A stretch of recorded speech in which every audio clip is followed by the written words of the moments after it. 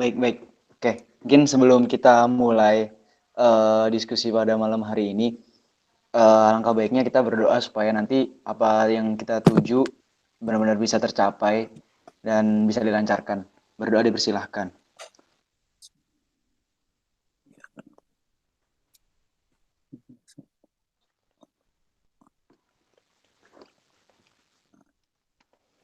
Berdoa dicukupkan.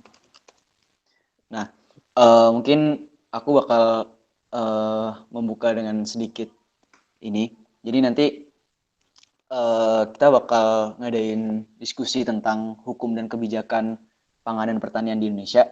Jadi tujuan adanya diskusi ini atau forum ini tuh supaya kita sebagai anggota aliansi yang kedepannya bakal mengkaji tentang isu sosial politik di bidang pangan dan pertanian tuh bisa tahu tentang acuan-acuan peraturan perundang-undangan atau isu-isu terkait yang bisa kita kaji ke depannya gitu. Supaya kita lebih memiliki dasar untuk mengarah ke sana. Nah, sama nanti dari teman-teman lembaga boleh melempar isu pangan dan pertanian dari lembaganya nanti bakal ditanggapi oleh Pak Zainal. Seperti itu Pak ya. Iya, iya. Nah, baik. Nah, mungkin sebelum itu juga sebelum dimulai juga mungkin aku bakal baca rundown-nya dikit. Nanti bakal ada pemaparan materi dari Pak Zainal tentang meliputi pengetahuan tentang kebijakan dan hukum pangan dan pertanian, serta outlook isu strategis tahun ke depan di Indonesia tuh kira-kira ada isu apa aja tentang pangan dan pertanian gitu Pak. Nah kemudian bakal ada sesi tanya jawab tentang materi, kemudian bakal ada diskusi tentang ajuan isu strategis dari lembaga, kira-kira mungkin bisa ditanggapi sama Pak Zainal nanti itu kayak bagusnya dibahasnya bagaimana terus dan lain sebagainya. Kemudian nanti di akhir forum teman-teman aliansi bakal ada kayak ngobrol dulu tentang strategi kita ke depannya dan mungkin dari Pak Zainal sudah bisa udah bisa untuk keluar dari forum mungkin nanti soalnya Oke. di akhir Ya. bakal ada forum diskusi antar anggota gitu Pak. Iya, Nah, iya. baik mungkin sekarang oh ya, mungkin aku kenalin juga tentang Pak Zainal dulu sedikit. Nah, Pak Zainal ini narasumber kita itu merupakan Ketua Departemen Luar Negeri dari Dewan Pengurus Pusat Serikat Petani Indonesia. Nah, kemudian Pak Zainal ini juga Koordinator Komite Internasional La Via Campesina. Gitu ya Pak ya? Iya, iya, Bacanya benar. atau Iya, bagaimana? Oh iya iya. benar. Benar, ya. La Via Campesina dari Asia Tenggara dan Asia Timur. Dan Pak Zainal ini juga aktif dalam berbagai forum yang membahas tentang pangan dan pertanian. Contohnya kemarin di Juli 2019 Pak Zainal ini mengisi acara dalam apa ya suatu forum Badan Pangan dan Pertanian Dunia atau FAO di New York, Amerika Serikat seperti itu. Nah mungkin buat perkenalan singkatnya apakah sudah cukup Pak atau mungkin mau memperkenalkan Cukup, diri lagi? udah cukup. Baik Pak. Iya. Baik, mungkin langsung bisa dimulai aja Pak buat pemaparannya. Terima kasih. Oke, terima kasih. Ini suara saya jelas, jelas nggak terdengar jelas nggak ya, Mas Advan? Kalau nggak video saya Jelas Pak. matiin. Oh, iya Oke, jelas Pak. oke ya.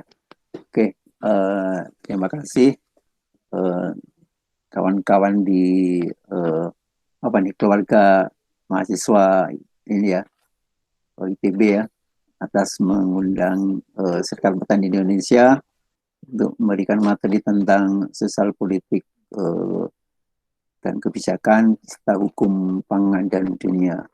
Wah, ini menarik sekali ya. Ini saya jadi lebih muda ini. Dan juga menjadi tantangan bagi anak muda juga diskusi malam Senin ini. Saya kira malam Minggu. Gitu. Iya, Oh, tapi bagus. Eh, bisa saya tampilkan ini ya, presentasi saya ya. iya Pak, boleh Pak. Oke. Tapi sebelumnya ini apakah semua lembaga ada perwakilannya sudah ada dari Oh 13 iya, orang ini? ini sih Pak. Jadi Ya, dari kita itu lembaganya ada 5 Pak. ada 5 ya. Iya, jadi yang Oke. pertama itu ada selva atau rekayasa kehutanan. Iya, Kemudian ada rekayasa hayati. iya, Terus kemudian ada himpunan mahasiswa pangan, himpunan mahasiswa pangan. Kemudian ada iya. himpunan mahasiswa pertanian. Sama yang terakhir ada ini Pak, mahasiswa teknologi pasca panen. Oke, makasih. Waktu saya Iya, berapa menit ya? 25 menit, seperti yang di rundown ya. iya 25 menit. Tapi Oke, nanti iya Pak, seperti itu Pak. oke. Makasih ya, coba saya tampilkan. Eh,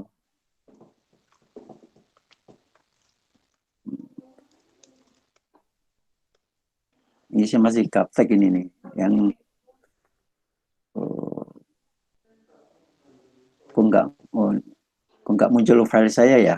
Sorry. Oh, mungkin ini Pak Press yang now terus ya present now terus bisa Chrome ya. dipilih Window. yang Windows Oh, berarti Pak. oke, makasih. Ya, ini makalah saya. Biasa saya pakai makalah yang sudah saya tampilkan sebelumnya ya.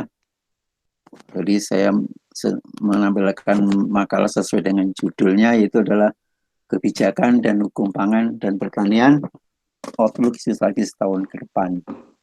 Eh, ya. Nah, ini saya tampilkan foto-foto kegiatan demonstrasi Serikat Petani Indonesia di depan eh, Kementerian Permendak, Kementerian Perdagangan, kemudian ini juga di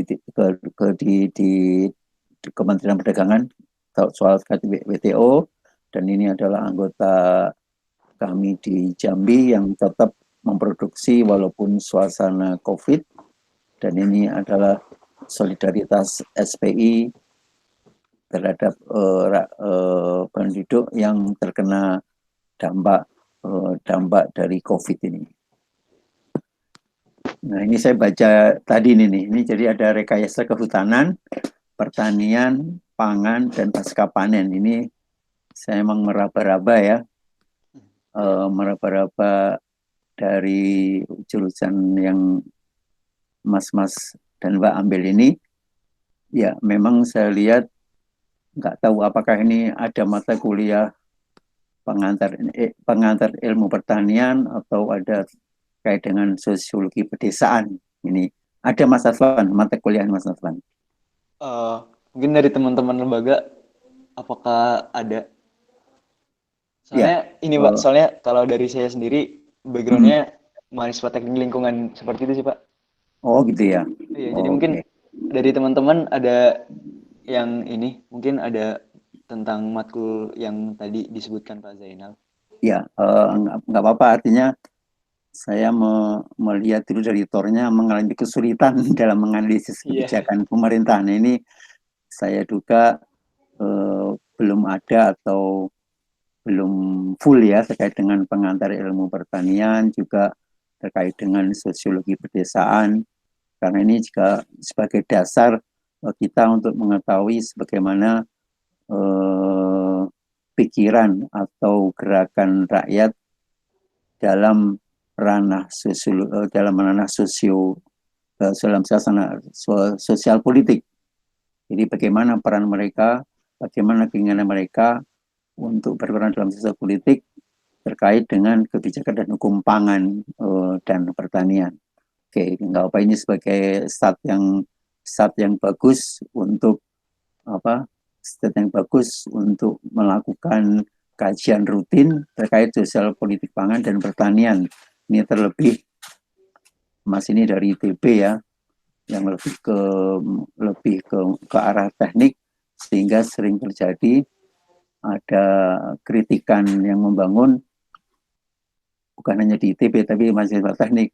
Wah, teknik ini apa namanya, dalam cara berpikir ini terlalu teknis, terlalu mekanis seperti itu, sehingga memang perlu ilmu-ilmu tambahan di luar kurikulum ya, sehingga ini menjadi pelengkap terkait dengan permasalahan atau dinamika sosial politik di di masyarakat, dan terkhusus di organisasi organisasi tani, baik yang sifatnya nasional maupun internasional. Ini saya bisa pernah dengar di ITB juga ada ini ya, apa namanya, mata kuliah sosiologi teknologi, mudah-mudahan ada ya. Ini juga bisa menyambung dengan suara-suara di masyarakat bawah dan bisa diklopkan dengan keilmuan teknologi ini.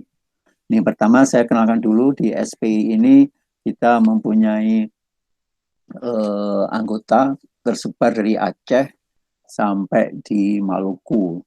Ya, ini yang paling sudah terstruktur adalah di 20 provinsi, sementara yang di Kalimantan, Sulawesi ini masih pada proses pembentukan. Ini kenapa ini di Sulawesi, Kalimantan, Sulawesi, Maluku ini karena memang terkait dengan permasalahan-permasalahan pangan dan pertanian sehingga menimbulkan perlawanan dan gejolak di masyarakat di sana. Sementara di Sumatera dan di Jawa ya memang sudah ada sejak dulu. Nah, tema perjuangan SP ini yang satu adalah reforma agraria, kemudian kedaulatan pangan, hak asasi petani, kemudian ada agroekologi, kemudian ada koperasi, kemudian perlawanan terhadap neoliberal. Kemudian dari situ kita mempunyai program-program atau aksi terkait dengan reclaiming, penanggulangan agraria, kemudian produksi agroekologi, distribusi, ada pendidikan, koperasi, ada riset dan kajian strategis. Ini nyambung dengan ini ya, aliansi Mas dan Mbak ya dengan kebijakan pertanian. Kemudian ada informasi komunikasi, kemudian aksi massa, kemudian ada artikulasi petani perempuan, pemuda, dan juga gerakan mahasiswa petani serta lobby-lobby kebijakan. Nah, untuk gerakan mahasiswa petani ini baru kita rintis di beberapa kampus di Sumatera dan di Jawa, tapi yang di ITB kayaknya belum ada sosialisasinya ini. Nah, ini kita juga bisa berdialog lanjut ya terkait dengan bagaimana kita memperkuat gerakan mahasiswa terkait dengan permasalahan sosiopolitik di Indonesia terkait dengan pangan dan pertanian. Nah, ini SPI ini berdiri tahun 98 di Sumatera Utara, dan kemudian kita juga menjadi anggota dari Serikat Gerakan Petani Internasional La Via Campesina. Ini La Via Campesina ini dalam bahasa Spanyol artinya jalan petani. Dan La Via Campesina ini pernah berkantor di Jakarta di SPI dari 2004 sampai 2013, sementara untuk kantor sekretariat yang Asia Tenggara dan Asia Timur ini ada di Jakarta dan Seoul, Korea Selatan. Nah, ini kita lihat dulu kondisi pertanian di Indonesia terkait dengan jumlah penduduk. Ini dari hasil sensus BPS sementara atau SUTAS ya, sensus antara, ini jumlah penduduk yang bekerja di pertanian ini ada 29,68%. Nah, dari data ini kemudian diperdalam lagi bahwa tahun 18 ini jumlahnya 27 jutaan, sementara di tahun 2012 25 jutaan. Sementara rumah tangga gurem, itu rumah tangga yang di luasnya tanahnya dan 0,5, ini sekitar 15 juta. Jadi kita bayangkan 20 juta, total petani 27 juta, sementara yang kecil ini bisa hampir 60-70% ya. Jadi dengan kata lain, sebagian besar sebagian besar petani kecil, petani di Indonesia adalah petani kecil. Gitu. Dan dari 15 juta itu tentu saja beberapanya adalah anggota SPI, karena SPI adalah organisasi tani yang anggotanya adalah petani-petani kecil, petani pekebun, petani dari masyarakat adat, dan sebagainya. Nah, ini menjadi isu yang sangat penting terkait dengan petani kok lahannya kecil.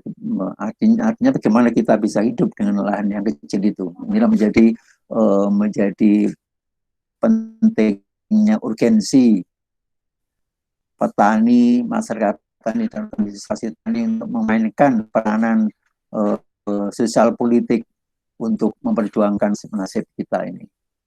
Nah, ini kita lihat menurut berdasarkan sensus pertanian juga, ini yang paling banyak masih pada tanaman padi 13 juta, kemudian yang kedua adalah hortikultur, ini sayuran ya, apa namanya kita sebut secondary food crop, termayur ini ada 10 juta, kemudian kedua adalah perkebunan ada 12 juta, kemudian taman kehutanan 5 juta, dan tentunya ada logistika. Jadi ini kita bisa lihat bahwa masyarakat petani Indonesia ini lebih banyak ke satu adalah tanaman pangan, kemudian yang kedua adalah masyarakat perkebunan. Nah, ini menjadi isu juga terkait dengan bagaimana perjalanan dampak dari kolonisasi Belanda yang 150 tahun ini. Oke, coba kita ke peternakan 13 juta, hampir paling besar di peternakan ini ya. Lanjut, nah ini kita kembali karena ini masih Agustus ya. Nah ini kita kita bersyukur kita tetap merdeka selama 75 tahun, merdeka dari penjajahan, dari kolonialisasi, dan tentu saja kita tetap harus menjaga NKRI harga mati ini, jangan sampai dipecah-pecah dengan berbagai alasan baik dari kiri maupun kanan, karena ini adalah suatu platform bersama kita untuk membentuk bangsa Indonesia. Namun tentu saja kita harus realitas bahwa masih ada tantangan antara cita-cita yang tertera di mandat UUD 45 dengan ada realita adanya trilogi kemiskinan. Ada kemiskinan, ada kelaparan, dan ada konflik agraria. Jadi ini adalah gap atau artinya suatu fase kita masih akrab dengan masalah-masalah kemiskinan di usia 75 ini. Nah, ini kita sebut bahwa selama 10 tahun ini terjadi penurunan jumlah rumah tangga petani. Tadi saya sebutkan tadi di grafik tadi ya. Kemudian dari sisi umur, petani semakin menua. Jadi ini problem, satu adalah jumlah petani menurun, sementara jumlah petani yang ada menua. Jadi pertanyaannya dan tantangannya, kenapa ini menurun? Dan kenapa yang tinggal adalah petani-petani tua. Makanya ini perlu gerakan sosial politik untuk merubah melalui kebijakan dan hukum pangan dan pertanian di Indonesia. Sementara ini juga bukan hanya dialami di Indonesia, tapi rata-rata di seluruh dunia terjadi penurunan petani. Ini juga menjadi tantangan kita karena saya sempat baca informasi bahwa jumlah mahasiswa pertanian juga sudah menurun ini. Jadi pertanian tidak seksi lagi ini. Gitu. Ini juga menjadi pertanyaan. Tapi pada satu sisi saya sangat senang karena di ITB juga sudah ada jurusan sekolah hayati ini ya, dari jurusan pangan, kemudian pasca panen, kemudian juga ada dari kehutanan. Ini menjadi hal yang bagus juga bahwa masih ada masa depan pertanian ini. Tapi pertanyaannya masa depan ini tepatnya untuk petani, untuk kelas menengah, atau untuk korporasi. Nah, ini menjadi pertanyaan yang perlu kita jawab dan terkait dengan bagaimana ini bisa menjadi isu sosial politik di tingkat nasional maupun internasional. Nah, ini kita lihat juga ada data ketimpangan penguasaan tanah ini. Jadi rata di sekitar 0,72 ya ini ya. Jadi Jadi semakin tinggi gap antara petani kaya, petani dan petani gurem. Nah, ini juga sebenarnya menjadi rawan ini, dan juga bisa menjadi food getter ini setiap pemilu ini untuk selalu mengambil hati masyarakat petani ini, sehingga mereka berjanji untuk mengubah peraturan perundang-undangan terkait dengan pangan dan pertanian. Nah, ini tadi saya sebutkan ya. Jadi rumah tangga petani ini menyusut, tapi pada sisi lain, jumlah perusahaan meningkat. Nah, ini yang menjadi permasalahan ini. Ini persoalan menjadi persoalan kelembagaan. Nah, ini jumlah rumah tangga petani ini ya. Jadi yang paling kecil 16 setengah, yang petani gurem ini sekitar 16 juta. Sementara yang semakin besar ini ada lebih sebentar hanya 27.000. Ini jadi ini ada dua realita bahwa petani kecil kita sangat banyak, tapi pada sisi lain petani ini memberi sumbangan pangan di Indonesia. Bahkan kalau kita sebut di dunia, petani kecil itu memberi sumbangan sekitar 70-80% pangan dunia. Tapi pada sisi lain, mereka ini pada kondisi yang tidak bagus nasibnya. Ini kita contoh ya, ini kemiskinan, ini kemiskinan ini masih tinggi, dan apalagi setelah ada COVID, ini kemiskinan menjadi meningkat. Kemudian yang lebih parah lagi, kemiskinan di pedesaan lebih tinggi, tetap lebih tinggi dari kemiskinan di perkotaan. Ini menjadi masalah kenapa sentra-sentra produksi pertanian justru menjadi kantong-kantong kemiskinan. Dan kita lihat indeks kedalaman atau jarak antara garis kemiskinan dengan penduduk miskin ini meningkat menjadi 1,61. Jadi ini mereka menjadi semakin di bawah standar kemiskinan. Kemudian parahnya di antara variasi kemiskinan itu mereka juga lebih tinggi juga. Ini menjadi problem-problem di desa. Nah, ini. Kemudian terkait dengan nilai tukar petani. Ini nilai tukar petani adalah kita sebut sebagai indikator kesejahteraan petani atau daya beli petani. Ini khusus saya hanya menampilkan 2020 karena ini bakal menjadi isu yang akan tetap terus menguat seiring dengan pandemik yang sampai sekarang juga masih belum ada tanda-tanda untuk turun, bahkan mungkin bisa tahun depan. Makanya dari dampak COVID ini kita lihat kesejahteraan petani atau daya petani ini menurun gitu ya. Ini menurun ini. Jadi daya beli mereka bermasalah. Kalaupun naik sedikit ini. Jadi standarnya adalah 100 ini gitu. Ini masih sementara kalau kita lihat buku kampanye pemerintah kita yang terbaru adalah targetnya adalah 103. Ini kita lihat ada kesejahteraan petani pangan, petani hortikultur, petani perkebunan dan peternakan serta perikanannya. Ini menjadi sekarang menjadi concern dari pemerintah terkait dengan penyusunan APBN. Makanya kalau Mas mengikuti berita politik petani, bahwa sekarang nilai tukar petani dan nilai tukar nelayan akan menjadi pertimbangan dalam penyusunan anggaran pertanian. Nah, kemudian ada yang aneh dan ada sisi aneh dan mengembirakan bahwa laporan BPS Juli kemarin terjadi peningkatan sumbangan PDB pertanian paling tinggi 16,24. Ini secara kelembagaan SPI jika mempertanyakan ini. Kalaupun ini adalah penerimaan, ini siapa yang menerima? Ini tadi terkait dengan jumlah petani miskin ya. Nah, ini yang merasakan ini siapa gitu. Sementara kalau lihat di tenaga kerja di COVID sendiri yang kena dampak pandemi ini sekitar hampir 3,6 juta.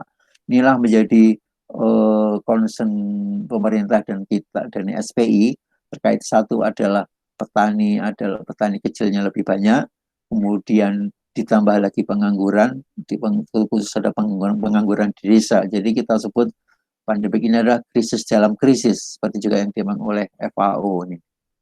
Kemudian ini terkait dengan kelaparan di dunia.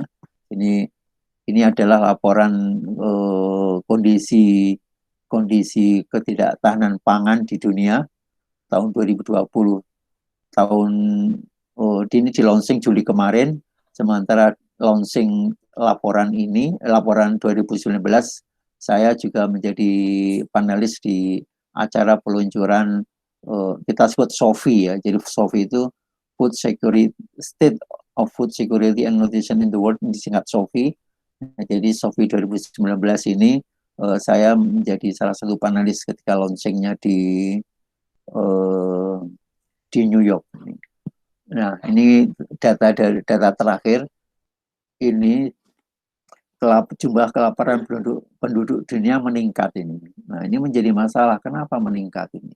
Berarti ada problem di sistem pangan dunia. Nah, ini yang juga menjadi perhatian mas-mas dan mbak-mbak untuk berpikir kritis terkait dengan kenapa ini naik gitu. Pada sisi lain, tadi jumlah perusahaan pangan meningkat. Berarti ini ada masalah di distribusinya, mungkin juga ada masalah di tingkat produksinya.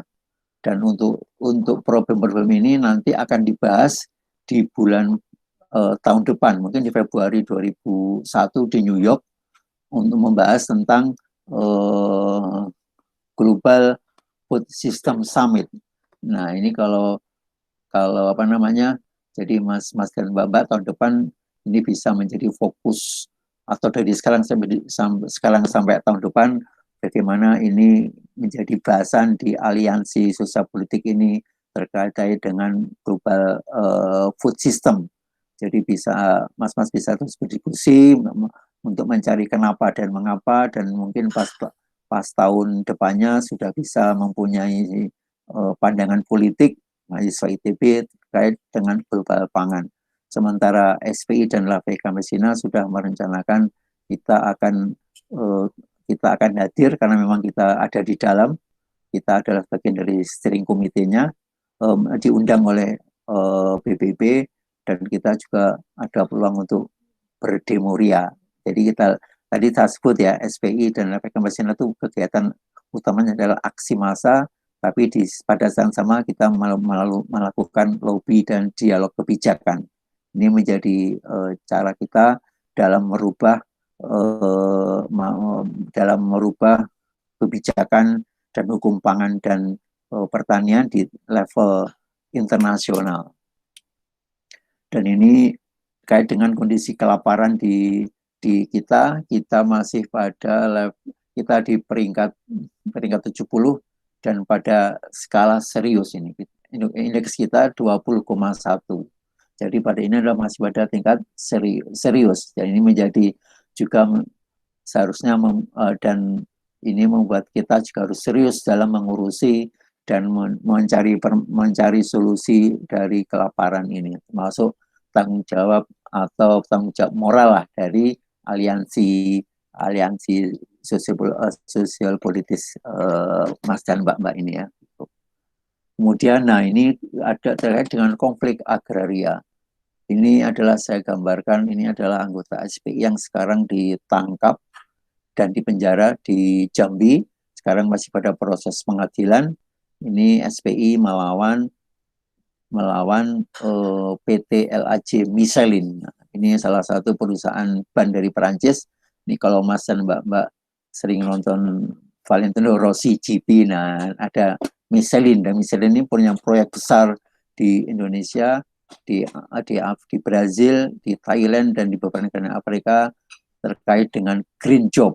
Jadi ini salah satu program besar bagaimana mengatasi masalah perubahan iklim dengan menciptakan green job melalui perkebunan karet. Dan ini adalah anggota juga SPI yang ditangkap 2 tahun lalu di Jambi. Ini adalah terjadi penggusuran di Medan, di Sumatera Utara. Ini adalah petani SPI di Sukabumi yang ditangkap juga. kemudian ini yang di Mekarjaya ini kita diserang oleh polisi dan tentara dan satpam-satpam perusahaan perkebunan. Ini problem tanah-tanah kita direbut oleh BUMN untuk menjadi bandara di Mataram. Kemudian ini kita sowan ke Gus Dur untuk minta dukungan, dan ini sudah dilakukan oleh Gus Dur tahun 2000. Dia bilang 40% tanah rakyat itu diambil oleh perkebunan atau oleh per, perhutani oleh BUMN perkebunan ya. Jadi ini salah satu problem nasionalisasi setelah Indonesia merdeka. Ini saya ambil dari Kompas hari Sabtu atau hari Jumat ya, terkait dengan konflik agraria di sebelah daerah, terkait dengan adanya perkebunan, pertambangan, dan sertifikasi lahan. Sementara di SPI sendiri kita punya permasalahan konflik agraria. Ini ada konflik di tanah kehutanan, ada non tanah kehutanan, infrastruktur, dan juga di transmigrasi. Ini terkait dengan kepemilikan lahan. Ini menjadi isu yang tidak pernah reda di Indonesia dan juga di negara berkembang lainnya. Nah, ini dulu Pak Karno bilang bahwa kita telah merdeka. Kita tahun 45 kita telah bebas dari kolonialisme, tapi kita ingat atau kita waspada masih ada yang namanya neokolonialisme dan neokulim, kolonialisme dan imperialisme. Jadi ini salah satu bentuk penjajahan baru yang tanpa menghadirkan militer. Nah, ini yang menjadi isu yang paling tetap menjadi isu yang kuat di dunia, di Indonesia, dan khusus di di UN, di Roma, terus di FAO. Nah, ini Mas dan Mbak bisa melakukan analisis dari sosial politik dan sosial ekonomi kait dengan rezim pangan dari penjajahan sampai sekarang. Ini jadi nanti silakan Mas bisa mencari artikel di jurnal Business Studies terkait dengan food regime. Nah, ini kalau kita kelopkan di Indonesia, rezim pangan itu rezim yang menghegemoni atau yang mengatur produksi dan konsumsi pangan, baik di level lokal sampai internasional. Kalau di Indonesia, ini kita sebelum masih masa kerajaan, kita mengenal upeti-upeti ya, gitu, mungkin istilah kenal sejarah SMA ya. Kemudian datanglah kolonialisme yang yang kemudian menghasilkan, yang mengakibatkan adanya pengambilan tanah petani, kemudian ada eksploitasi tanah melalui perkebunan, kemudian juga melalui perkebunan, ada perkebunan kelapa sawit, kemudian ada gula. Ini terkait dengan revolusi industri di Eropa yang membutuhkan bahan baku yang berasal dari negara-negara jajahannya. Jadi kita sebut ini food regime kedua lah kalau di sini. Kemudian setelah ke masa kemerdekaan, ini neokolimnya mulai ini terkait dengan upaya peningkatan produksi pangan. Ini terkait dengan revolusi hijau. Ini kalau masih ingat pelajaran SMA ya, terkait dengan bagaimana kita meningkatkan produksi pertanian dengan intensifikasi dan ekstensifikasi pertanian melalui benih unggul, kemudian ada pertanian kimiawi, kemudian ada mekanisasi, dan masih banyak lagi terkait dengan industri pertanian.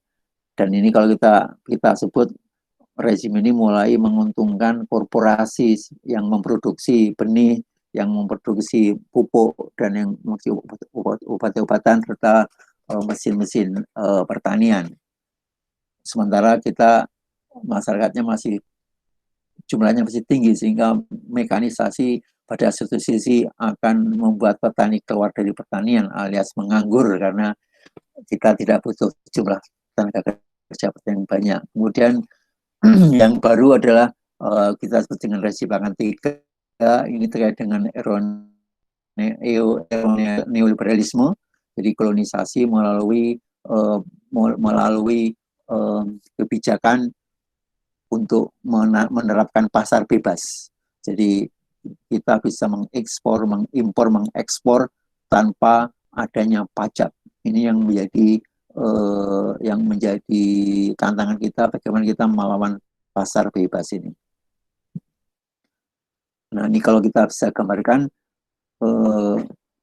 strukturnya, jadi sini petani menjadi menjadi korban, ada konflik agraria, kemudian ada kelaparan dan kemiskinan. Nah, ini kita bisa pilah-pilah. Ini terkait dengan deregulasi, privatisasi, dan liberalisasi. Ini dulu dimulai ketika Indonesia 98 IMF memaksa Pak Harto untuk melaksanakan resep-resep dalam menangani krisis. Ini yang membuat kita menjadi sangat neoliberal ini, bahkan lebih dari Amerika. Nah, resep-resep ini sekarang dilanjutkan oleh forum-forum internasional seperti World Economic Forum, kemudian G20, G8, dan kumpulan negara-negara maju. Ini selalu memberi resep kepada negara-negara anggotanya dan negara berkembang untuk melaksanakan deregulasi, privatisasi, dan liberalisasi. Kemudian ada lanjutan dengan revolusi hijau terkait dengan bioteknologi. Nah, ini nyambung dengan ITB yang jurusan apa tadi ya? Lupa saya. Nah, ini Mas harus memantau ini. Ini adalah perjanjian internasional UPOV ini terkait dengan hak paten varietas tanaman baru. Kemudian terkait dengan juga hak paten yang melalui jalur WTO, World Trade Organization. Kemudian ada GMO, ada New GMO, ada Gendrag. Ini adalah produk-produk pertanian dari korporasi. Nah, ini akan mengakibatkan adanya krisis biodiversitas. Sementara ini akan membuat petani menjadi tergantung, dan akhirnya ya skala ekonomi petani akan tergantung dengan korporasi.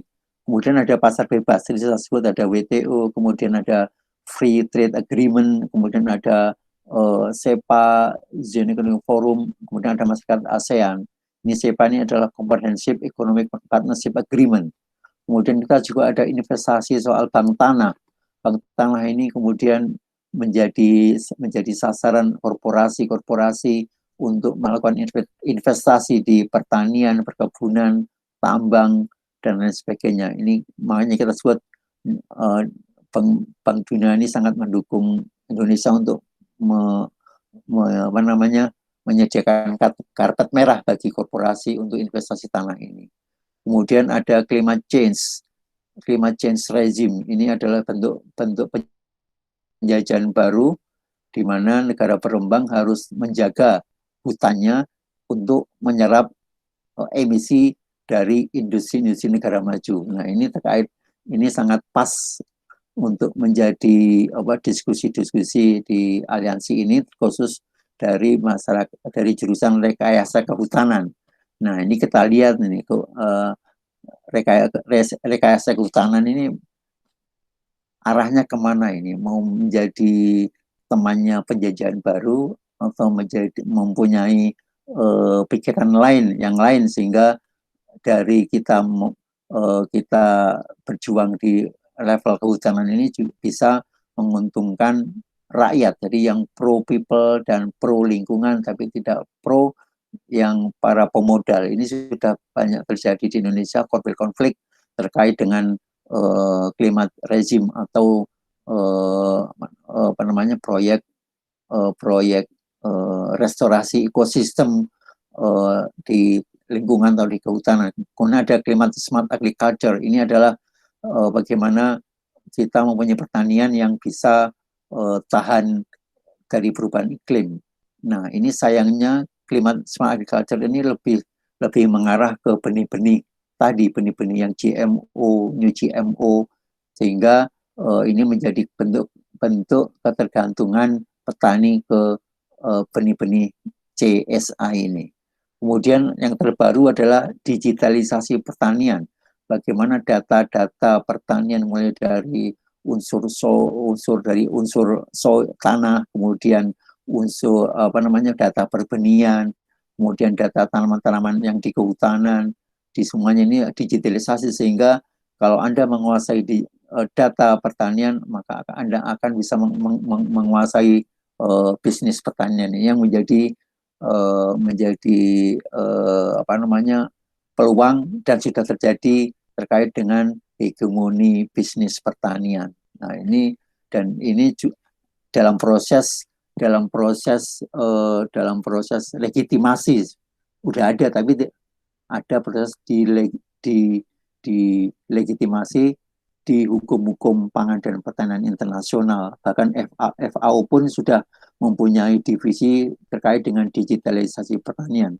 Nah, SPI dan Campesina ini memantau bagaimana FAO dan WTO mengurus soal digitalisasi pertanian. Nah, ini menjadi tantangan bagi ITB juga IPB tentunya, bagaimana ini digitalisasi petani jangan sampai menjadi neokulim, menjadi alat penjajahan baru di Indonesia maupun di negara-negara yang pertaniannya masih menjadi harapan. Nah, ini adalah salah satu demo-demo SPI dan Campesina di Hong Kong ini, Mas. Jadi WTO itu kuat mulai tahun 94 ya. Kemudian karena dampaknya sangat berbahaya, kemudian kita melakukan demo besar di Hong Kong 2006. Sejak saat itu demo-demo senjata itu rapat-rapat di WTO selalu deadlock, terkhusus soal pertanian. Nah, contohnya adalah terkait dengan isu bulog.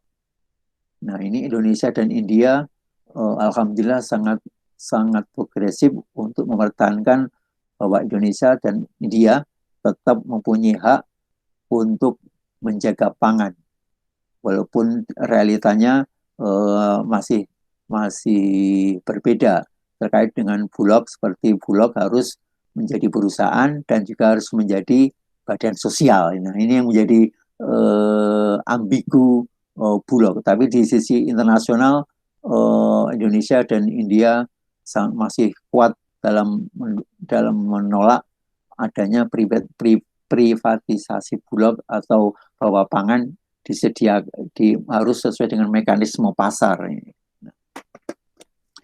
Kemudian ini demo-demo yang di Bali kemarin 2013. Sebelumnya tahun ini seharusnya ada sidang WTO di Kazakhstan bulan Juni kemarin, tapi karena ada pandemik ini menjadi ditunda enggak sampai kapan enggak tahunnya. Nah, ini terkait dengan kebijakan dan hukum perbenihan. Zaman dulu kita masih mempunyai sistem benih tradisional. Kemudian kita juga belajar tentang bagaimana untuk menangkar benih. Tapi lama-lama ini menjadi kemudian menjadi bisnisnya perusahaan. Jadi menjadi corporate seed teknologi yang dikuasai oleh menjadi bisnis yang sangat menguntungkan. Nah, ini adalah substansinya. Kemudian dalam kerangka sosial politiknya dan hukum ini kita dulu adalah bebas kita boleh bebas menangkar benih, menjual benih, bertukar benih. Tapi sekarang semakin diatur dan akhirnya menjadi kontrol penuh dari WTO, FTA, dan UPOV. Ini adalah bentuk-bentuk perjanjian dagang yang juga menyentuh soal hak asasi petani terkait dengan benih. Nah, ini menjadi tantangan bagi SPI dan teman-teman terkait dengan bagaimana kebijakan dan hukum pangan dan pertanian ini menjadi didominasi oleh keinginan dari korporasi ini.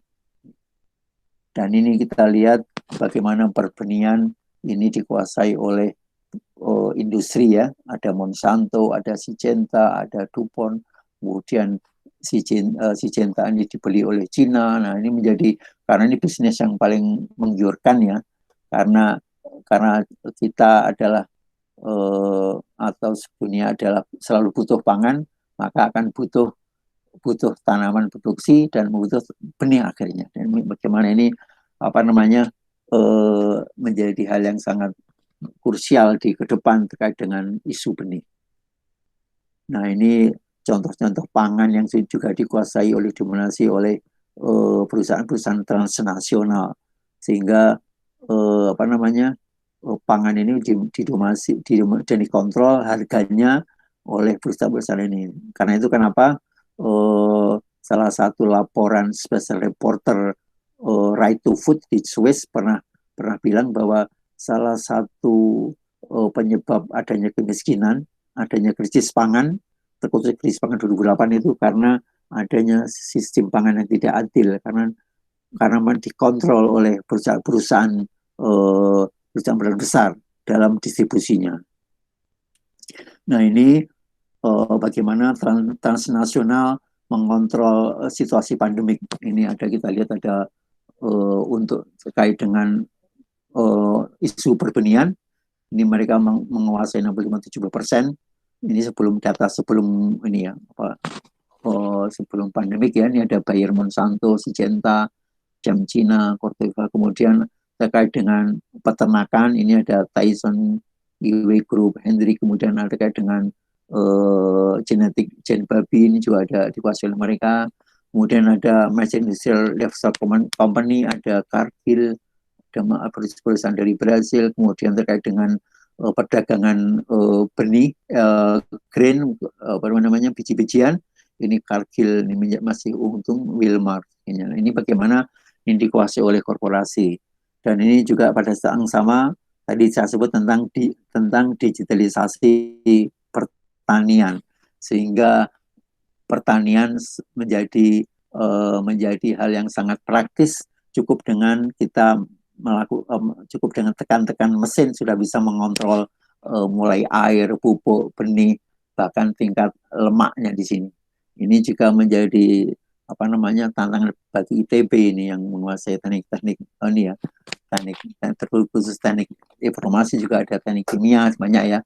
Ini menjadi tantangan kita, apakah memang kita ingin menjadi karyawan mereka demi keuntungan. Nah ini ada karikatur yang di Campesina, bagaimana profit ini akan menggerakkan deforestasi, kemudian menggerakkan pemakaian pupuk kimia, kemudian menggunakan benih GMO, dengan pertanian intensifikasi, karena terkait dengan pasar yang butuh instan, harus segera ada. Karena itu kenapa kemajuan teknologi pangan ini juga sinergi dengan gaya hidup, gaya konsumsi masyarakat di era sekarang. Ya, masyarakat yang pengen cepat karena kerjanya full, sehingga butuh makanan yang prosesnya cepat. Kemudian ibu-ibu tidak perlu masak, bapak-bapak tidak perlu masak, cukup tekan Android sudah datang, sehingga ini mendorong pertanian untuk dipercepat melalui teknologi maju ini. Oktober tahun lalu saya menjadi pembicara di seminar teknologi pertanian di Jepang. Saya lihat hampir semuanya menampilkan ini. Sementara saya masih menampilkan bagaimana agroekologi atau pertanian ramah lingkungan ini menjadi solusi terhadap krisis pangan saat ini. Nah ini di Kompas kemarin juga ada sebuah inovasi teknologi 4.0 pertanian. Ini kita lihat bahwa ini akan tren ke depan produksi pertanian. Tapi sisi lain akan menjadi lampu kuning terkait dengan petani. Ini kita lihat disebut pertanian tanpa petani. Jadi ada dua aspek ya. Pertanian petani itu pertanian yang dikelola secara manajemen teknologi yang maju, kemudian pertanian yang dikerjakan oleh buruh-buruh tani. Makanya kita sebut pertanian tanpa petani atau peasantry. Artinya petani yang tadinya memiliki tanah sekarang menjadi buruh petani. Nah, ini kita sebut di peasantry. Ini menjadi tantangan juga bagaimana insinyur teknologi pertanian ini apakah bisa mengoptimalkan sehingga pada satu sisi tenaga kerja petani tetap dihadirkan, dan kita jadi teknologi yang madya atau yang teknologi yang gampang dikerjakan oleh petani sehingga petani tetap terus ada. Nah, ini perkembangan perjanjian internasional di Indonesia ya. Kita lihat bagaimana Indonesia dari 95 sampai sekarang sudah banyak sudah sign perdagangan bebas dengan negara maupun atau regional manapun. Karena itu kenapa tahun lalu SPI dan LSM mengajukan amandemen Undang-Undang Perjanjian Internasional. Karena selama ini kebijakan terkait dengan perjanjian perdagangan bebas ini cukup dilakukan tanpa ada konsultasi dengan DPR. Nah, ini kita amandemen sehingga ke depan persoalan ini bukan persoalan departemen atau pemerintah, tapi juga persoalan DPR. Bahkan lebih parah lagi, persiapan rapat-rapat dagang ini cukup diwakili oleh eselon 2 dan 3. Ini sangat bahaya ini. Jadi ini menjadi tidak penting bagi pemerintah dengan perjanjian internasional, sementara kita sudah lihat banyak dampaknya.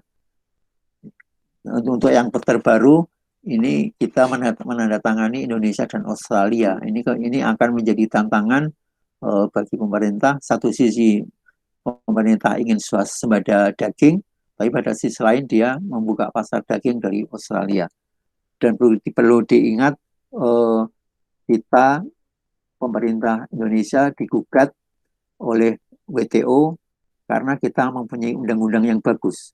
Kita mempunyai undang-undang pangan, undang-undang perlindungan petani, undang-undang hortikultur. Itu undang-undang yang sudah bagus bagi kita. Tapi sayangnya ini tidak sesuai dengan prinsip kapitalisme, tidak sesuai dengan prinsip perdagangan bebas sehingga ditolak.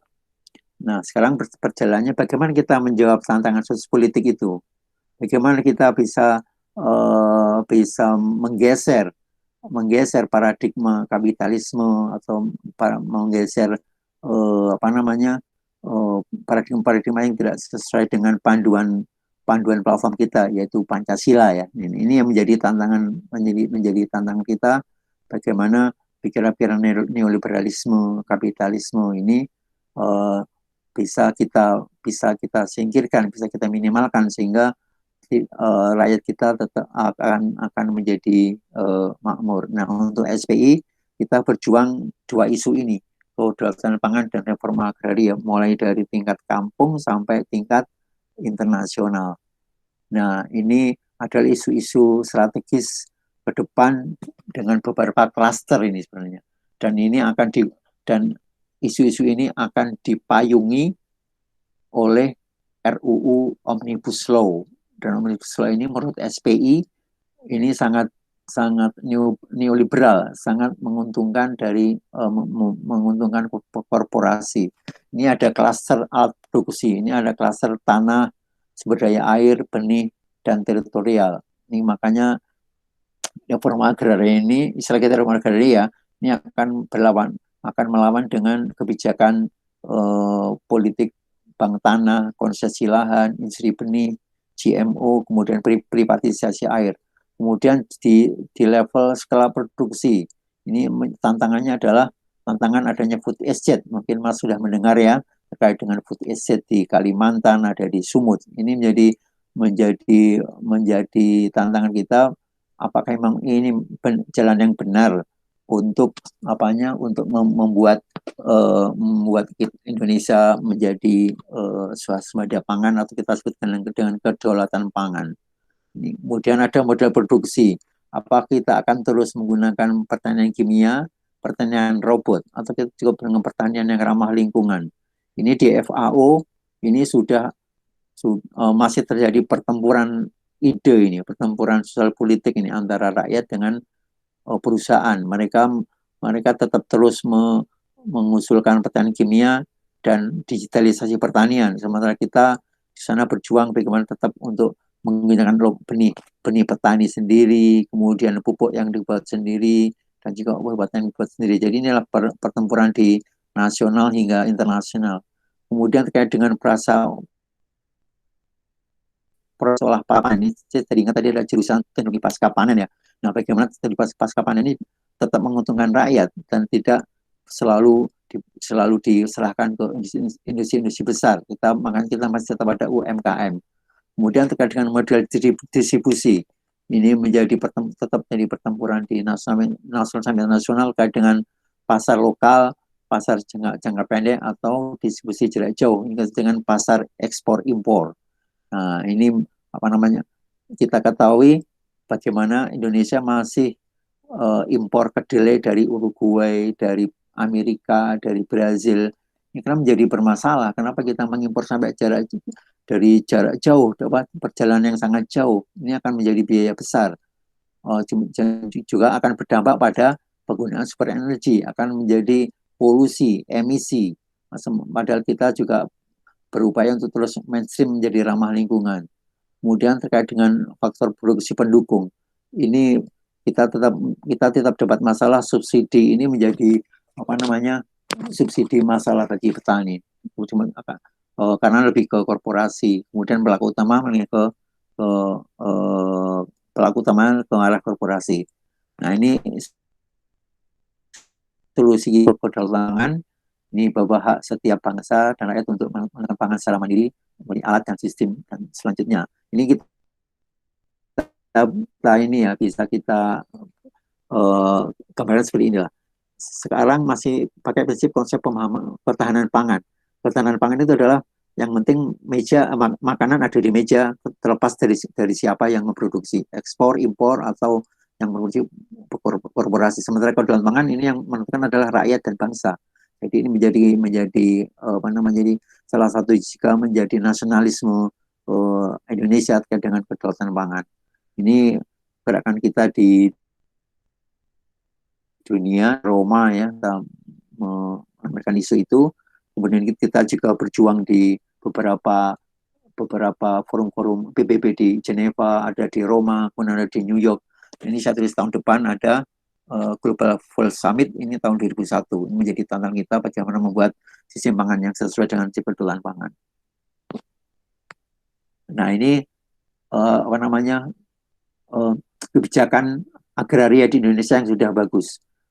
Mulai dari UUD, kemudian ada UUPA tahun 60, kemudian dengan hari terkait dengan merayakan Hari Tani, terkait dengan tadi ya UUPA tadi ya, agraria. Ini bagaimana kita ingin menciptakan keadilan agraria sehingga tanah-tanah itu juga dimiliki oleh petani. Jadi bukan sekarang indeks gini 0,7. Ini juga ada undang-undang yang sudah bagus, 4 nomor 2009 tentang lahan berlanjutan, kemudian ada tentang pangan dan undang petani. Ini undang-undang bagus bagi kita dan SPI berkontribusi dalam membuat undang-undang ini. Tapi biasanya ini yang ditolak oleh WTO. Ya.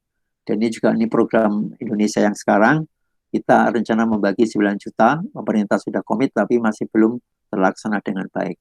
Ini undang-undang yang tadi saya sebut ya, yang sangat membantu komitmen pemerintah untuk kebutuhan pangan. Nah, ini tadi ada food estate yang tetap menjadi isu ke depan karena ini juga terkait dengan kita tetap impor beras, tapi ada satu sisi ini tetap dikuasai oleh korporasi dan bukan dikuasai oleh petani, sehingga petani nanti hanya sebatas buruh tani nanti. Nah, ini undang-undang yang sudah bagus ya, ada macam-macam, tapi ada tantangan terakhir adalah undang Omnibus Law ini yang sekarang masih dibicarakan oleh DPR. Oke. Paling itu saja dari paparan dari saya. Semoga bisa memenuhi kebutuhan kawan-kawan di ITB. Terima kasih. Ya.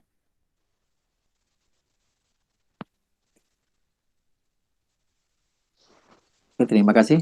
Ya, ya, saya sampai lupa menyampaikan salam ya. Wassalamualaikum warahmatullahi wabarakatuh. Ya, Baik Kak, baik ya, Pak, terima ya, kasih banyak. Tadi sebenarnya materi dari Pak Zainal udah kayak membreakdown dengan sangat-sangat jelas gitu kan tentang apa yang bisa kita lakukan di pangan dan pertanian gitu. Iya, makasih ya, Pak. ya, ya. Oh iya. Nah, eh Ya. Kita tutup aja ya. Filmnya.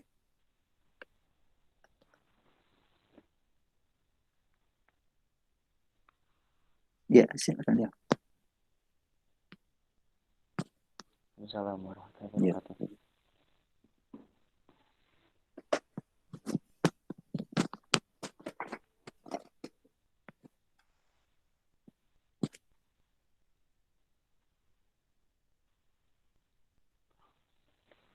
Nah, baik.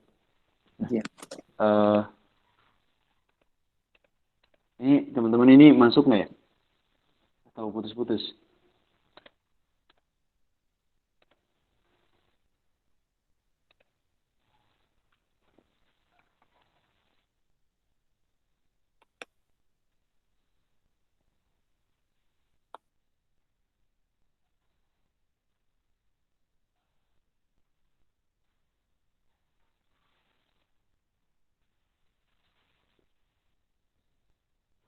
Iya Pak, boleh.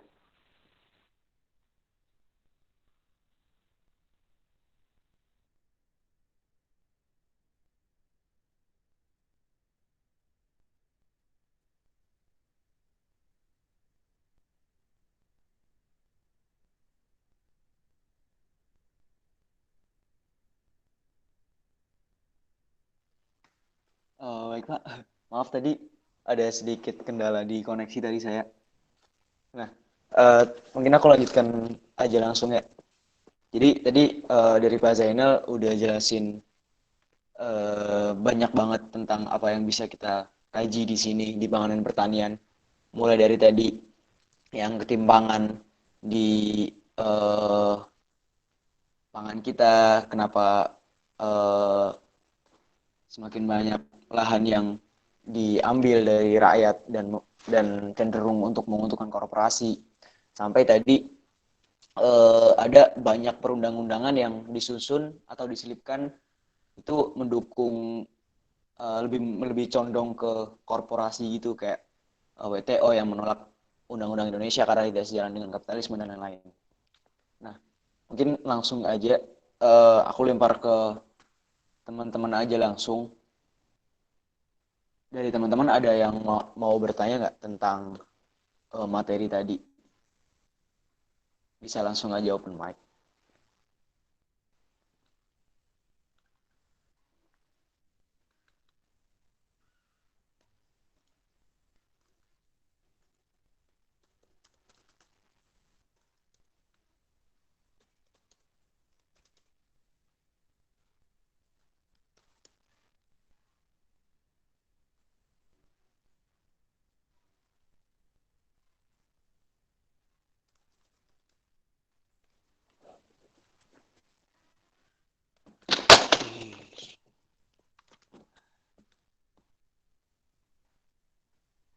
Kalau ada pertanyaan dari teman-teman, atau mungkin aku dulu yang tanya.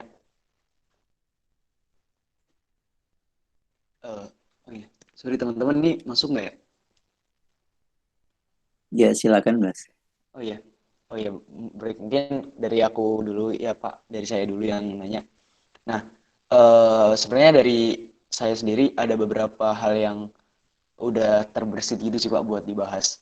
Nah, salah satunya tuh tentang Undang-Undang Sistem Budidaya Pertanian Berkelanjutan yang baru aja disain itu Pak.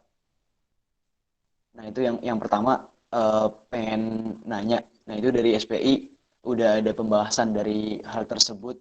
Nah, terus kira-kira dari undang-undang itu sebenarnya saya belum baca lengkap semua gitu. Nah, mungkin kalau menurut Bapak kira-kira dari himpunan-himpunan terkait yang ada di aliansi ini apakah bisa membahas undang-undang tersebut? Nah, terus yang kedua tuh tentang food estate food estate itu Pak yang kabarnya kemarin diserahkan kepengurusannya langsung ke tangan Pak Prabowo itu. Nah itu kan jadi saya baca-baca sedikit ternyata food estate ini nggak baru-baru ini aja ternyata udah pernah dilaksanain di zaman-zaman dahulu juga. Mulai dari era Soeharto yang gagal karena mereka ternyata kurang bisa eh, menganalisis tentang lahan gambut yang mau dijadikan lahan pertanian itu kan mereka gagal di situ. Kemudian ada SBY juga yang gagal tentang food estate ini yang di Kalimantan. Kemudian di era pertama Jokowi juga ternyata dulu udah mencanangkan tentang food estate ini, tapi namun juga masih gagal. Nah dari dari situ kemungkinan menurut Bapak kira-kira kita bisa membahas dari situ nggak? Mungkin seperti itu dulu sih Pak. Makasih. Oke, terima kasih. Ya, saya baca di chat ini ada Mbak Fitri Alia tentang mata kuliah sosiologi kehutanan dan pertanian. Ya, ini apa namanya?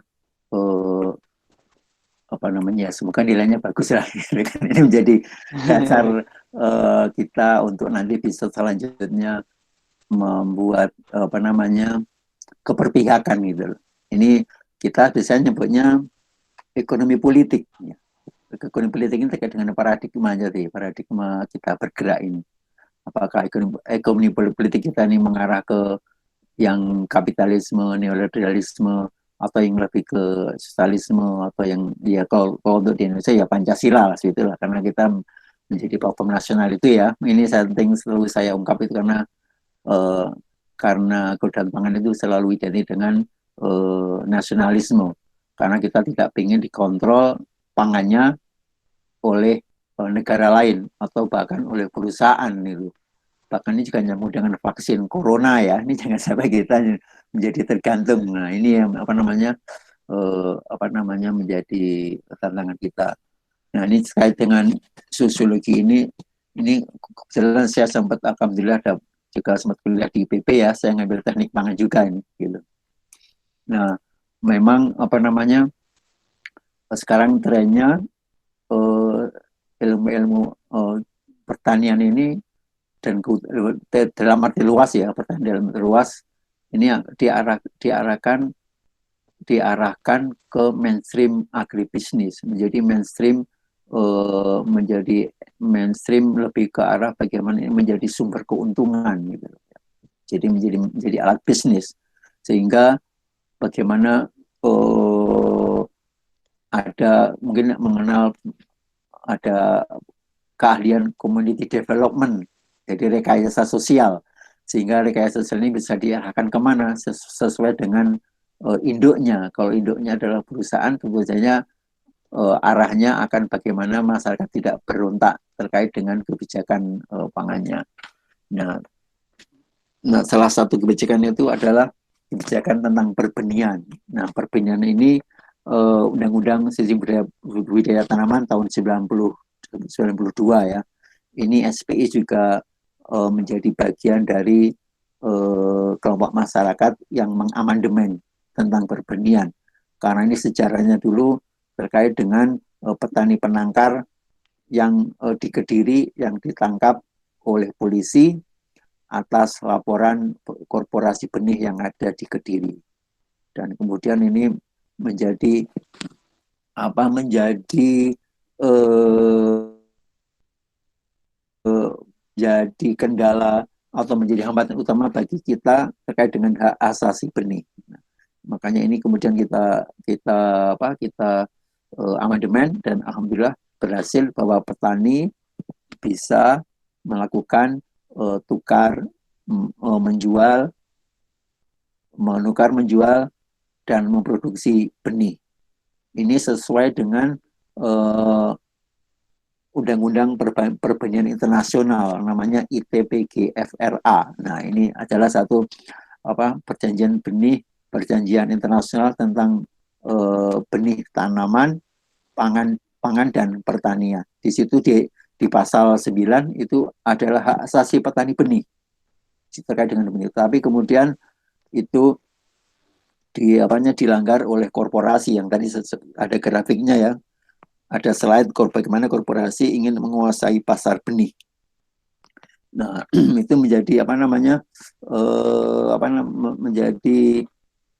eh, menjadi ladang bagi korporasi untuk mendapatkan untungan dari benih.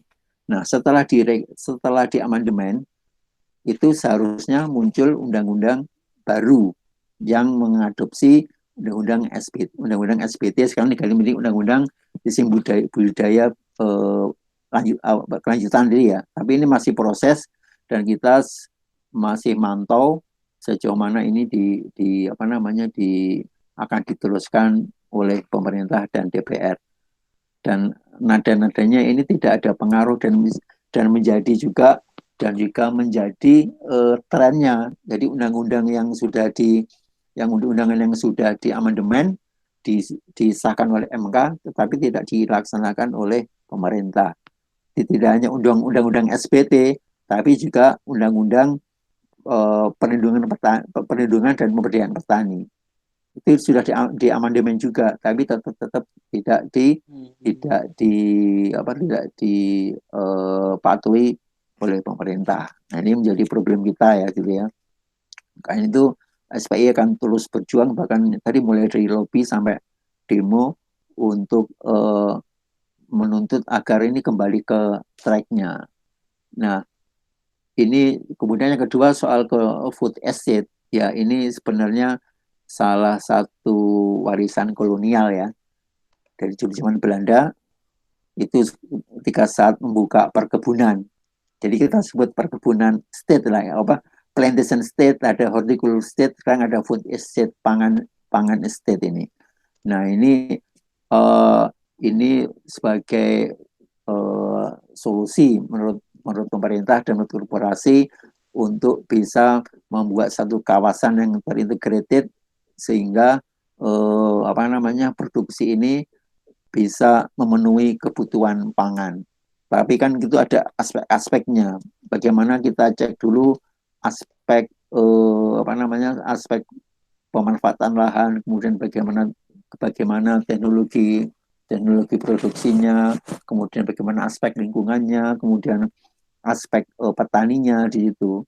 Tentu saja ini juga menjadi prospek yang bagus bagi teknik pertanian ya. Tadi terkait dengan kita bisa menyiram pupuk pakai drone seperti itu. Kemudian ada mesin penanam benih, kemudian mesin pengolah benih. Ini juga menjadi ladang untuk penerapan industri 4.0 ini. Nah, ini sementara SBY sejak zaman SBY dulu 2010 sudah menolak food estate yang ada di Papua ini ya, terkait dengan dengan petani yang di situ hanya sebagai buruh tani, kemudian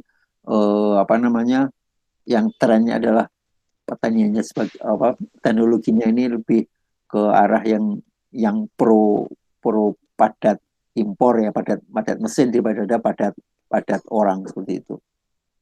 Ini terkait food estate ini SPI akan terus berjuang bagaimana bisa food estate bisa terhenti ya, atau bisa dialihkan.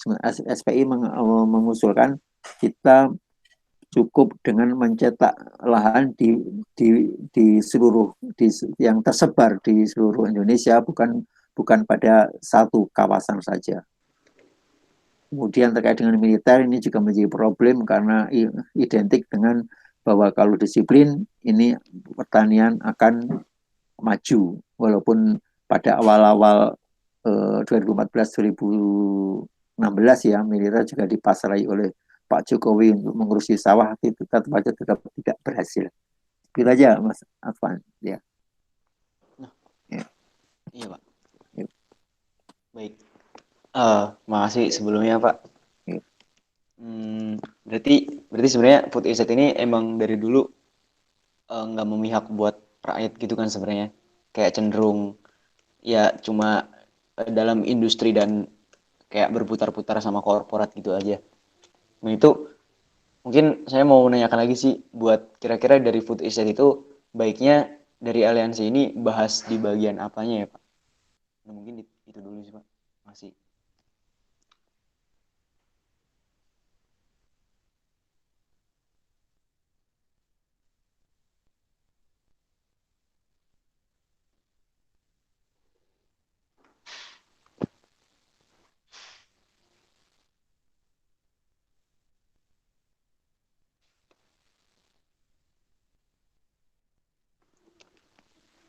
Halo.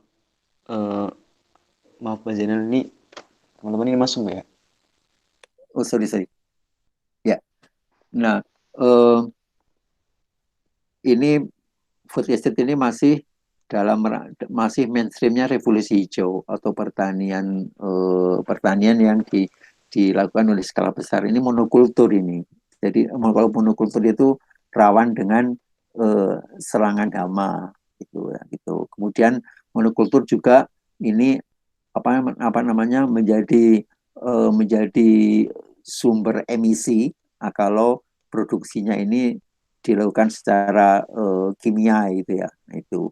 Kemudian terkait dengan agraria ini apakah sesuai dengan semangat reforma agraria enggak gitu loh. Jadi jangan sampai food estate ini menjadi pengalian dari program pemerintah untuk mendistribusikan lahan gitu. Jadi kayak ini kok nggak jadi terus nih sejak sampai Pak Karno sampai sekarang ke pembagian lahan tidak terlaksana secara sempurna gitu.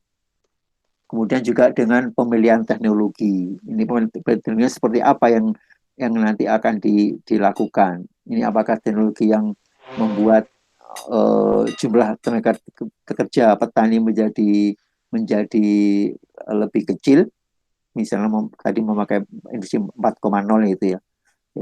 Jadi larinya ke efisiensi ya. Jadi efisiensi ekonomi dan efisiensi sosial ini harus yang dipikirkan itu. Kalau tidak food estate itu mungkin bisa melibatkan 1.000 kakak, tapi kalau food estate mungkin hanya 300 kakak. Nah, ini di sini tinjauan terkait dengan petani menjadi kurang bagus gitu. Gitu. Jadi ya Mas Aswan. Baik Pak. Ya, Terima kasih banyak. ya.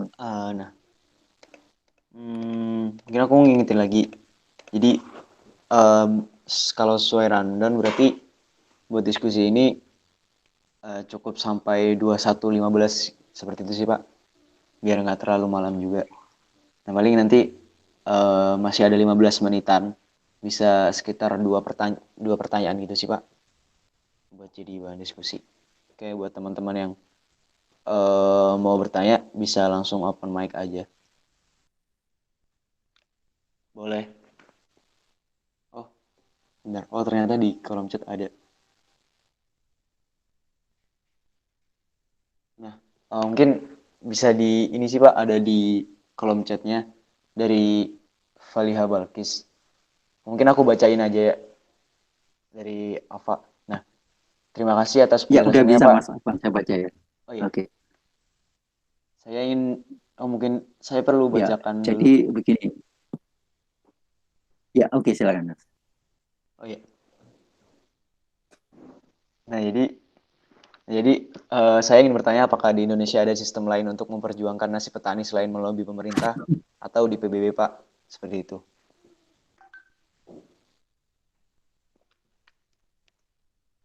Oke, ini terkait dengan sejarah gerakan rakyat ya, nyambungnya ya. Jadi kita bisa kategorikan ada yang namanya pemerintah, ada yang namanya masyarakat sipil atau civil society, ada masyarakat madani, kemudian ada lagi istilah apa ya, civil society, masyarakat madani, dan sisi lain ada privat sektor swasta. Nah, sekarang mainstreamnya itu digabung, jadi ada istilah public private partnership PPPP. Jadi kerjasama antara pemerintah, eh, swasta, dan masyarakat. Ini kalau dari pandangan kita kelompok tani. Tapi yang terjadi adalah di situ posisi masyarakat menjadi tidak punya bargaining power yang pas. Jadi seolah hanya sebatas buruh aja. Jadi ini kontrak farming. Makanya banyak kontrak farming di Indonesia dalam sejarah banyak merugikan petani. Nah, kemudian dari situ muncullah, oke lah kita tidak perlu butuh masyarakat, kita bergerak sendiri. Nah, gitu. Apa namanya? Eh, dari masyarakat sipil itu masyarakat madani yang ingin mandiri gitu, tanpa intervensi dengan pemerintah. Tapi makanya ada gerakan rakyat, ada dia kita cukup apa namanya tidak peduli apa yang dilakukan oleh pemerintah, yang penting kita bekerja sendiri. Ini kalau di ilmu silat sama-sama guru jangan saling mengganggu lah contohnya itu ya. Nah, tapi itu akan susah di dunia sekarang ya, karena bagaimanapun pemerintah akan mempengaruhi kehidupan apa lingkungan usaha tani atau usaha kerja rakyatnya. Karena itu kenapa kita tetap tidak bisa lepas dari pemerintah. Nah, dan keputusan pemerintah itu atau kebijakan pemerintah itu juga menjadi juga dipengaruhi oleh tingkat internasional. Karena itu kenapa slogan dari SPI atau Lavegan Bersina berjuang dari kampung sampai ke internasional gitu loh. Jadi kayak konsep ketahanan pangan itu dulu dilahirkan di FAO. Nah, tapi itu sudah sangat dan menjadi wajib untuk dilakukan di seluruh anggotanya termasuk Indonesia gitu. Karena itu kenapa SPI berjuang sampai ke Roma, sampai ke Geneva. Kita berhasil membuat deklarasi masyarakat hak asasi petani dan masyarakat yang bekerja di pedesaan. Kita berjuang dari SPI dari 2001 dan hingga diadopsi oleh PBB tahun 2018. Jadi kita berjuang 17 tahun untuk berjuang 17 tahun untuk bisa mempunyai deklarasi hak asasi petani. Nah, karena kita tidak bisa terlepas dari kebijakan pemerintah dan PBB. Walaupun kita masih punya ruang untuk mandiri tanpa intervensi atau tanpa dipengaruhi oleh pemerintah. Itu aja, Mas Bali ya. Oke. Nah, jadi berarti eh, mungkin kesimpulannya berarti emang dari situ adalah pergerakan yang paling efektif yaitu langsung melobi pemerintah dan PBB pada umumnya gitu. Seperti itu Iya, ya Pak, mungkin. iya. Hmm, oke, dari Ava mungkin ada tanggapan nggak? Udah cukup, Pak. Makasih. Oke, makasih. Nah, lanjut dari ini dari ke Givari mau Iya. open mic atau dibacain aja pertanyaannya? Boleh juga langsung open mic. Oh baik, izin Oke. Iya, silakan. bertanya Pak. Mungkin bisa Iya, perkenalan dulu ke Givari. Oh iya, perkenalkan, saya Muhammad Gifari dari iya, mahasiswa Rekayasa Pertanian Pak. Jadi iya, saya ingin bertanya, kan Bapak tadi menjelaskan uh, uh, kan kalau sistem pertanian saat ini kan khususnya sistem pangan saat ini serba insan gitu kan. iya.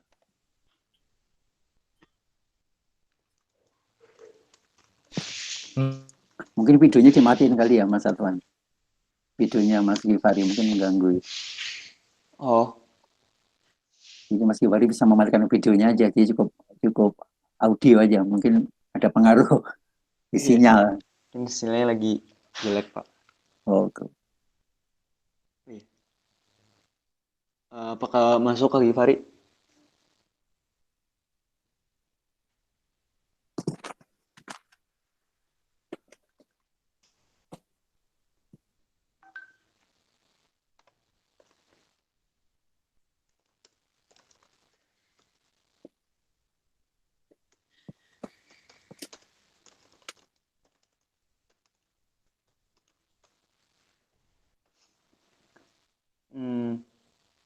Mungkin lagi hilang sinyal. Atau saya jawab aja ya, karena saya bisa Oh membaca iya. di pertanyaan dari chatting ya, dari Oke. chatnya ini ya. Iya. Ini mau Oke, saya bacakan mungkin, Pak. Jadi ya yang pertama, silakan. perubahan di sektor pangan yang saat ini sudah terlanjur serba instan, maka akan mengharuskan tidak hanya perubahan dalam sektor pertanian, tapi juga di gaya hidup masyarakat saat ini. Bagaimana hal ini menjawab kebutuhan pangan dunia yang semakin meningkat. Terus yang kedua, yang saya ketahui ada namanya Community Supported Agriculture, yang mana menerapkan sistem distribusi pertanian lokal, di mana masyarakat mengonsumsi pangan lokal. Bagaimana progres di Indonesia khususnya, apakah ada dukungan dari pemerintah? Ya mungkin ini maksudnya. Seperti itu, Pak. Oke, makasih ya. Mas Gifari saya jawab ya. Jadi yang nomor satu, memang ini tidak lepas dari perubahan gaya hidup kita ya, gaya hidup negara maju. Yang tadi apa namanya, sistem kerja kita membuat kita ada perubahan dari gaya hidup, mulai dari yang ber-AC-ria, kemudian ada yang kita perlu fast food, kemudian ada yang apa namanya, makan yang dikit tapi bisa membuat kenyang. Nah, itu variasi-variasi untuk menjawab gaya hidup. Sementara pada sisi lain perubahan gaya hidup itu berimplikasi pada perubahan proses produksi dan juga berlanjut pada bagaimana kelangsungan lingkungan. Itu juga yang harus menjadi pertimbangan, karena bagaimana industri pangan dan pertanian ini juga menjadi penyumbang dari pemanasan global dan akhirnya menjadi climate change. Karena itu karena kesadaran akan lingkungan inilah kemudian masyarakat pelan-pelan menyadari untuk mulai hidup, merubah gaya hidup. Misalkan sudah mulai makan untuk makan yang sehat. Maka muncullah gerakan tadi, ada pertanyaan organik ini bagaimana untuk memproduksi pangan sehat yang bergizi. Karena di FAO di Roma sekarang sudah muncul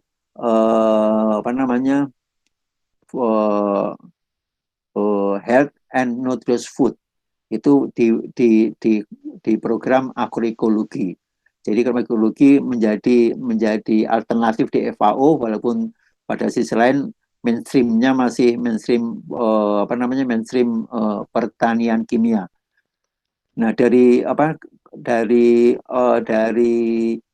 mainstream tadi yang makanan sehat dan bergizi, nah kemudian muncul ada yang namanya vegetarian, kemudian vegan, kemudian ada juga gerakan slow food. Nah, di Roma ada yang namanya gerakan slow food. Ini untuk sebagai pembanding dari makanan fast food yang itu ternyata menjadi sumber penyakit. Dan menurut laporan SOFI tadi ya, State of Food Security all in all of the world. Nah, sekarang problem pangan kita itu adalah tidak hanya kelaparan tapi kegemukan. Nah, ini menjadi yang kenapa muncul gerakan untuk merubah gaya hidup, merubah gaya hidup dalam konsumsi. Istilahnya bagaimana kita bisa merubah food habit ini sini. Kemudian yang kedua, nah salah satu alternatif untuk menciptakan pangan organik itu melalui community support agriculture. Jadi itu satu paket ya, bagaimana masyarakat yang sadar akan pangan dan bergizi ini mempunyai suplai pangan tersebut, sehingga terjalinlah hubungan antara produsen dan konsumen. Kalau dalam bahasa Inggrisnya ada sustainable production and sustainable consumption. Jadi petani sudah punya pasarnya, kemudian konsumen sudah mempunyai kejelasan suplainya. Di Indonesia masih belum begitu mainstream ya, walaupun ada ya. Nah, CSA ini sekarang banyak muncul di Cina, di Hong Kong, kemudian di Eropa gitu. Tapi pada satu sisi ini ada apa namanya, itu bagus, sangat bagus, tapi kalau di Indonesia belum menyentuh akar persoalan tadi, yaitu persoalan tanah gitu. Jadi yang muncul adalah ya ini reforma agraria dulu lah. Sementara sembari itu kita bagus untuk melakukan CSE. Itu aja Mas Afan dan Mas Givari bisa menjawab. Ya. Ya, baik Pak, terima Terima kasih. kasih Pak. Iya, sama. Jadi dari Kak Givari, apakah ada tanggapan?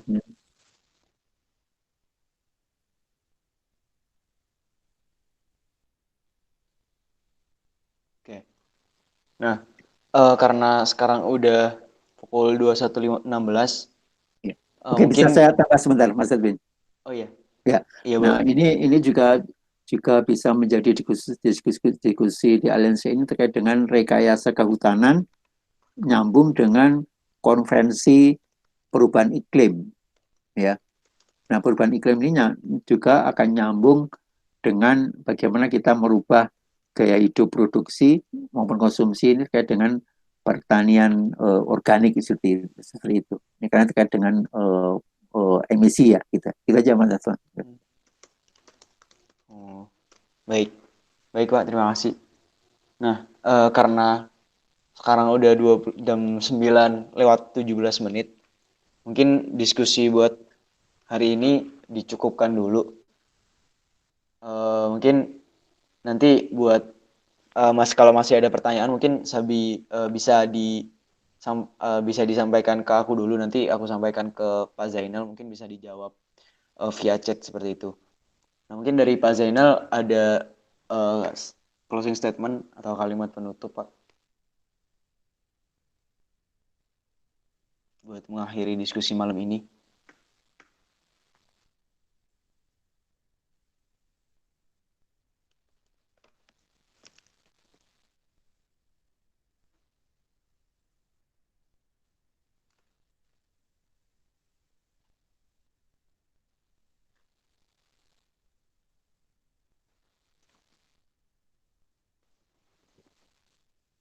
Halo Pak Zainal, apakah masuk?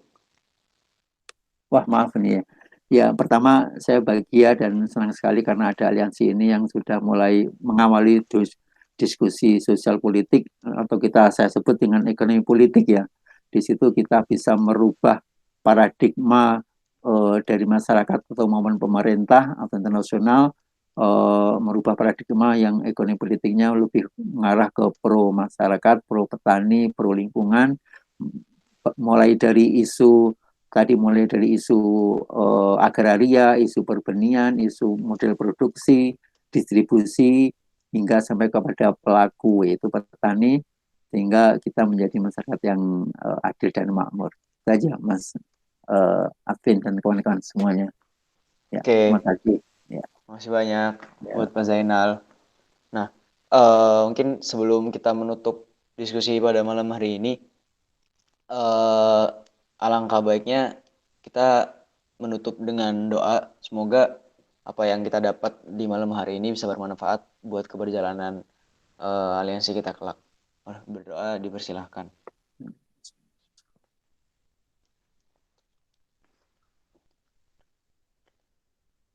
Berdoa dicukupkan. Terima kasih banyak buat Pak Zainal sudah eh, bersedia untuk mengisi forum diskusi ini. Iya, sama-sama. Ya, Iya, semoga nanti bisa bertemu kembali di lain waktu. Terima kasih Pak Zainal. ya, terima kasih.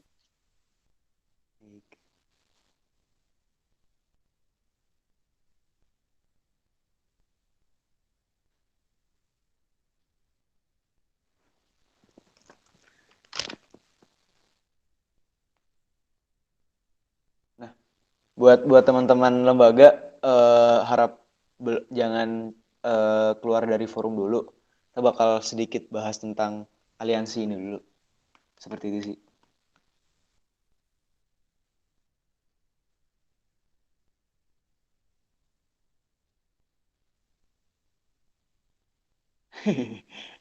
Makasih ya, Pak. Makasih banget Ava. Ada Ava Garin.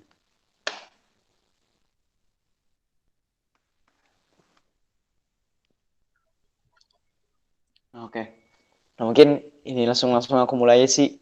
Nah, jadi buat forum aliansi ini, makasih Ava. Oke. Nah, buat forum aliansi ini sebenarnya eh, kondisinya tuh bisa dibilang agak kurang gitu. Soalnya dari teman-teman himpunan itu, dari teman-teman himpunan, dari 5 himpunan yang harusnya jadi anggota aliansi, itu cuma 2 orang yang hadir. Sebenarnya ada 3 tadi. Mungkin salah satunya lagi udah cabut duluan tadi. Nah di situ, eh namun ya karena udah ada pembicaranya, tetap aku gasin aja ini gitu. Toh nanti juga bisa lihat notul dan di record juga kan, bisa dilihat ulang. Mungkin buat teman-teman yang berhalangan. Nah buat kadang-kadang juga tadi banyak yang berhalangan gitu. Nah buat bahasan aliansinya mungkin bakal dibahas di lain waktu gitu sih. Oh iya sebelumnya mungkin kita bisa kenalan dulu buat teman-teman yang udah hadir.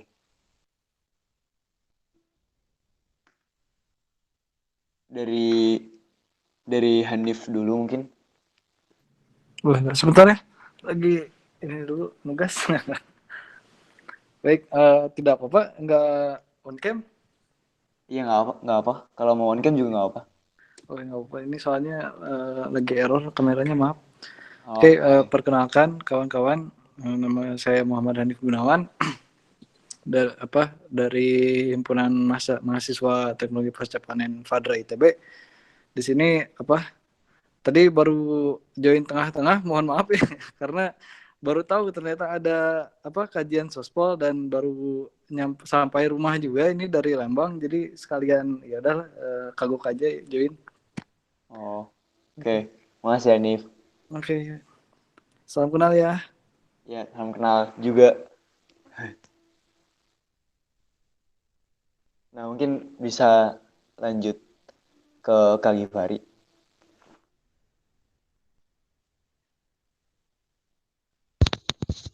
Iya, suaranya masuk nggak? Masuk Kak.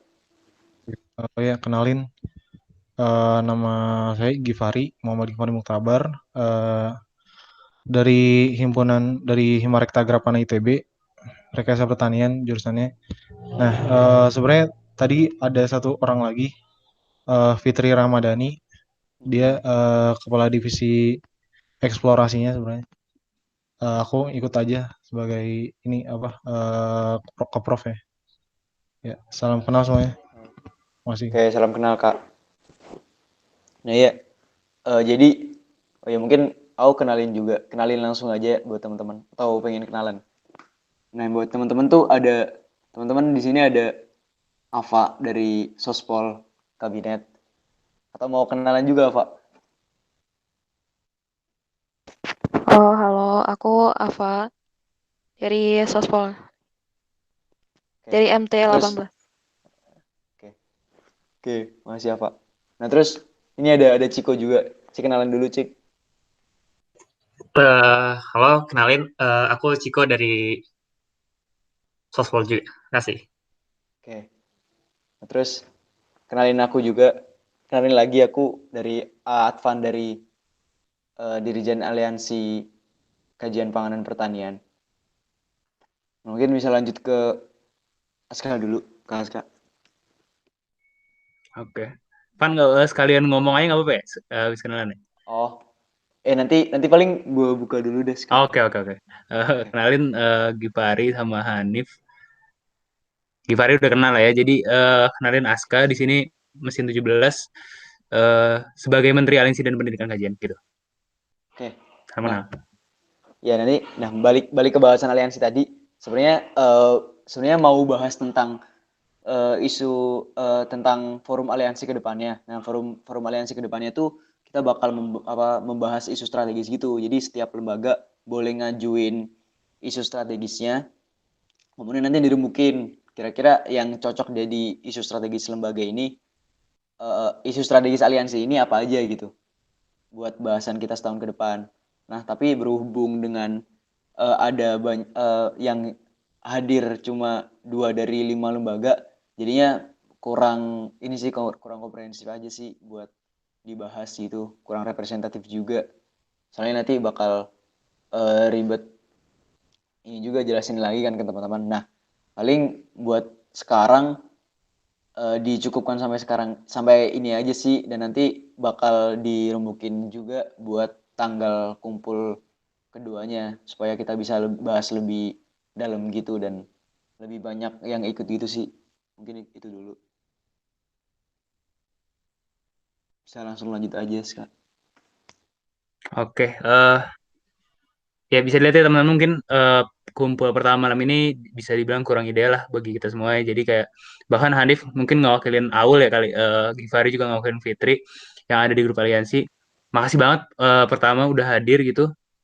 Tapi tadi harapannya sih Hanif dan Givari bisa menyampaikan ke eh, Aul dan Fitri gitu yang ada di grup aliansinya apa aja yang udah didapat hari ini dari Pak Zainal utamanya kayak gitu.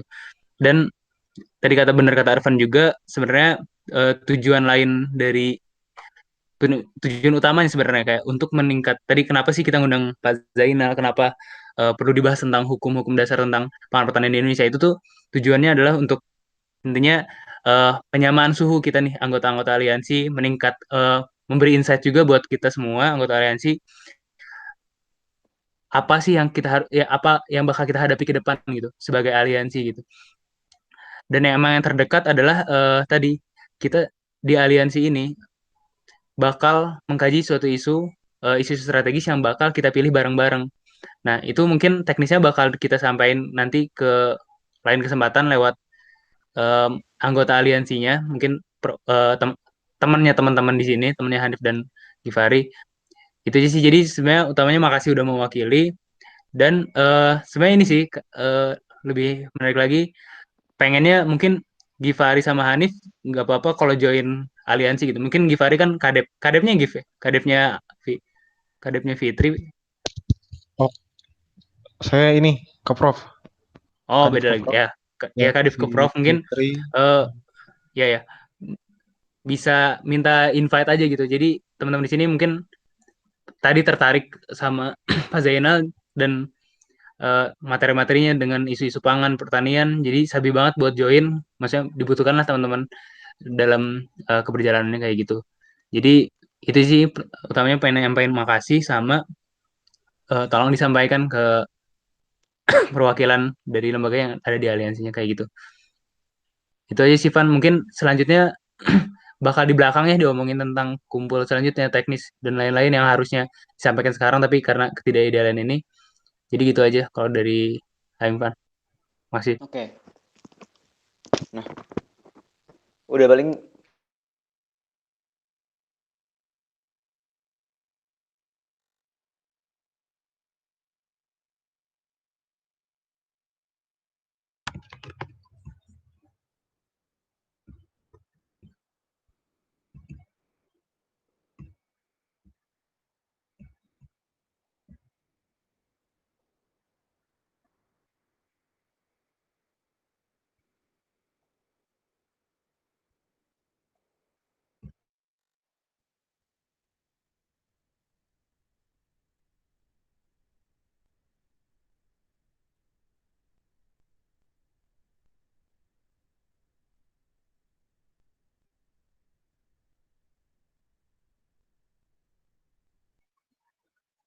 Halo cek cek Van. Ini Advan yang putus ya? Tasmannya yang lemot, tasmannya yang lemot. Oke. Tunggu aja kali ya di refresh sambil kita kayaknya mau ditutup juga.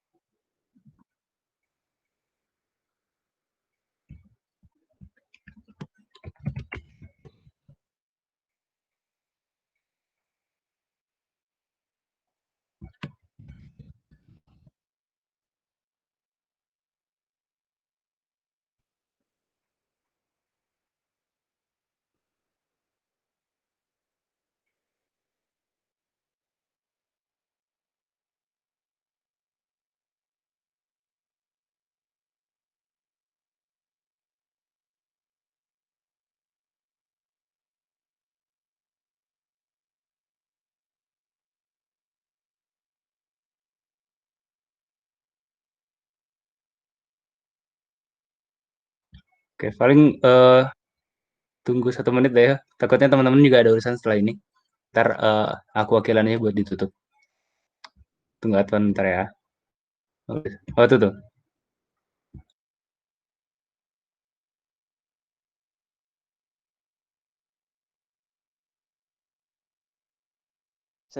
Sorry, tadi hilang sinyal gitu.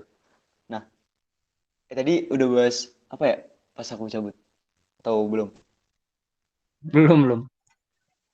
Oke. Nah, Lanjut. mungkin ini dulu sih kayak mungkin dari Givari sama dari Givari sama Hanif ada pertanyaan nggak tentang aliansi panganan pertanian ini?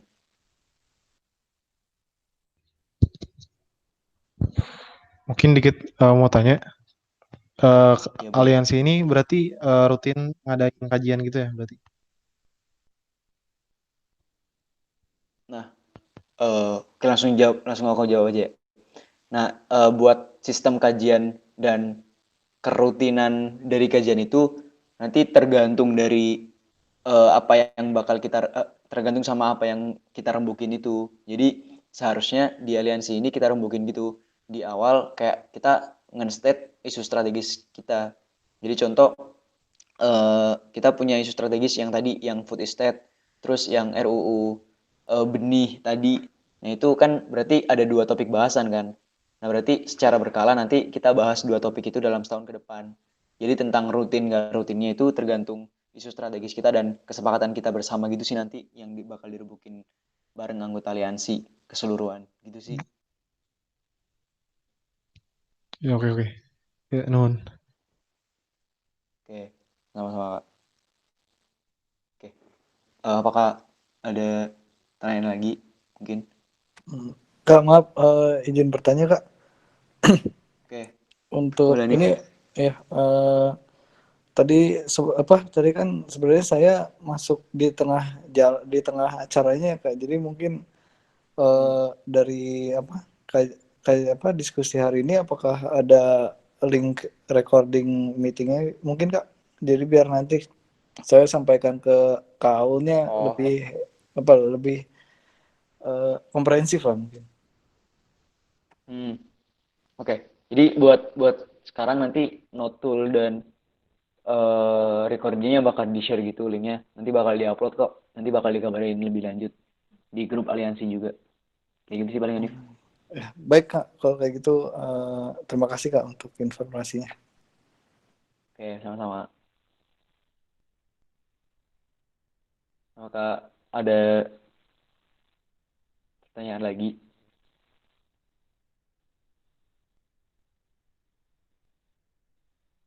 Ya, kalau nggak ada, mungkin cukup aja buat forum ini. Kita tutup aja. Kita tutup lagi mungkin ya supaya lebih baik gitu. Nah, buat menutup forum di dalam forum ini, alangkah baiknya kita berdoa dulu supaya apa yang udah kita dapat lah paling nggak bisa bermanfaat. Berdoa dipersilakan.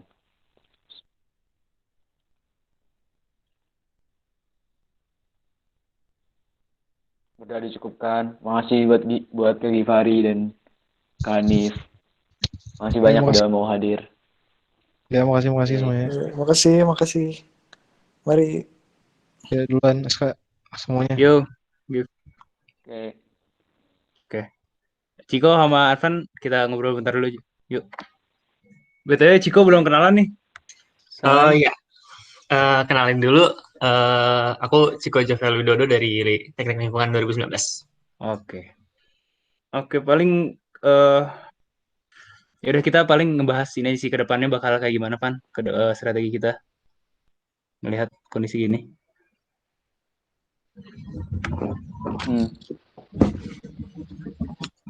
Recordingnya gue stop ya? Sabi.